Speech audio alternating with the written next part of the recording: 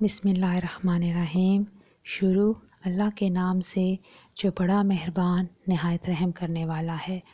السلام علیکم ورحمۃ اللہ وبرکاتہ۔ امید ہے آپ سب صحت اور ایمان کی بہترین حالتوں میں ہوں گے۔ میرے پیارے سامعین، آج آپ کے سامنے ایک بہت سبق آموز واقعہ پیش کر رہی ہوں جس کا عنوان ہے انوکھی وصیحت۔ کہتے ہیں کہ ایک گاؤں میں ایک بوڑھا شخص اپنے اکلوتے بیٹے کے ساتھ رہتا تھا۔ وہ بوڑھا شخص بہت ہی نیک اور پرہیزگار تھا، لیکن اس کا بیٹا بری صحبت میں رہ کر بہت بگڑا ہوا تھا۔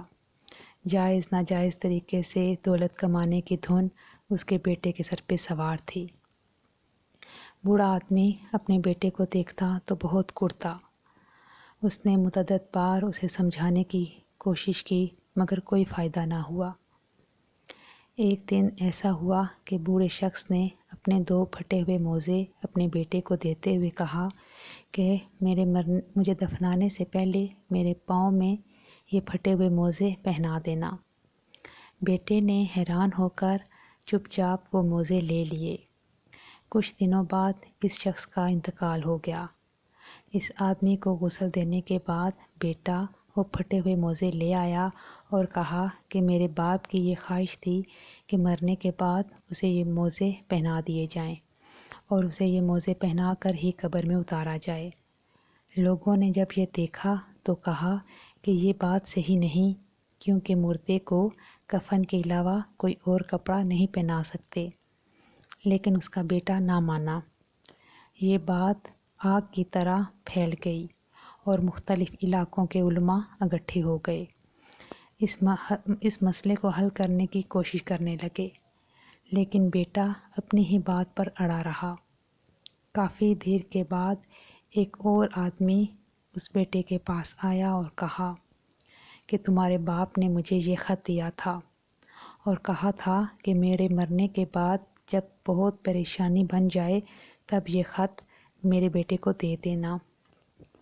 چنانچہ بیٹے نے وہ خط لے لیا اور پڑھنا شروع کر دیا۔ اس میں یہ لکھا تھا کہ اے میرے پیارے بیٹے، دیکھ، مرنے سے پہلے انسان کتنی جائیدادیں بناتا ہے، کوٹھیاں، بنگلے، گاڑیاں اور بھی بہت کچھ۔ حرص و ہوس کا ہر وقت شکار رہتا ہے، دنیا کی رنگینیوں میں آخرت کو بھول جاتا ہے۔ میرا مال ہر وقت یہی پکار کرتا رہتا ہے، لیکن وہ اپنے ساتھ پھٹے ہوئے موزے بھی نہیں لے کے جا سکتا، تو اس ساری کمائی کا کیا فائدہ؟ اپنی دنیا سے زیادہ اپنی آخرت کی فکر کرنا اور مال جمع کرنے کی بجائے دین کی خدمت کرنا، کیونکہ یہ مال و دولت یہیں رہ جانا ہے، آخرت میں بس اچھے نیک اعمال کی ضرورت ہوگی۔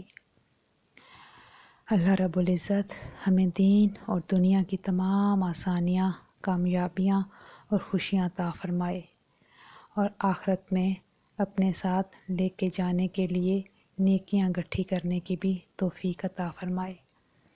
آمین ثم آمین یا رب العالمین۔